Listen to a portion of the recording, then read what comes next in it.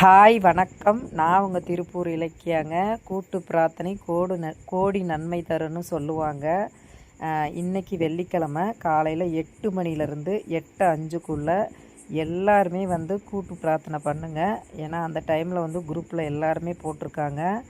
All over எல்லா ஊர்லேயுமே 8 to 8:05க்குள்ளே கூட்டு பிரார்த்தனை. எல்லாரும் அமைதியான முறையில் உங்ககிட்ட இருக்க வாயில்லாத ஜீவன்களை பக்கத்தில் வச்சுக்கிட்டு அவங்களுக்காக ப்ரேயர் பண்ணி எல்லாருமே ஒரு 5 நிமிஷம் மௌனமாக இருந்து இந்த வாயில்லா ஜீவன்களுக்காக போராடுங்க, சாமி கும்பிடுங்க, நம்ம இஷ்ட தெய்வங்களை வேண்டிக்கங்க.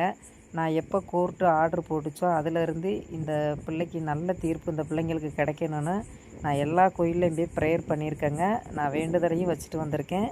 கண்டிப்பாக இன்றைக்கி தீர்ப்பு வந்ததுக்கப்புறம் நான் எல்லாமே செய்வேன். அதையும் உங்களுக்கு நான் வீடியோவாக பதிவிடுவேங்க.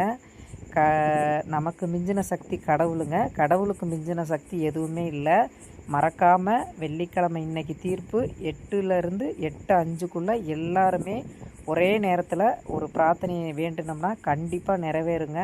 10-12 மணிக்குள்ளே நமக்கு தீர்ப்பு நமக்கு சொல்லிடுவாங்க. நமக்கு எல்லாமே வந்துடும். அதனால தான் நம்ம 8 மணியை செலக்ட் பண்ணி எல்லா குரூப்லேயுமே 8 மணிக்கு ப்ரேயர் பண்ண சொல்லியிருக்காங்க.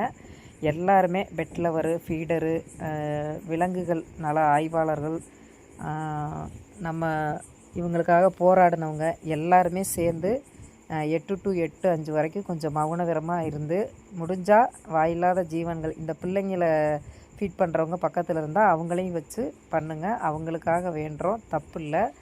கண்டிப்பாக நல்ல தீர்ப்பு வரும்னு நம்ம நம்பிக்கையோடு இருப்போம். கண்டிப்பாக நல்ல தீர்ப்பு வரும். வெயிட் பண்ணுவோம்.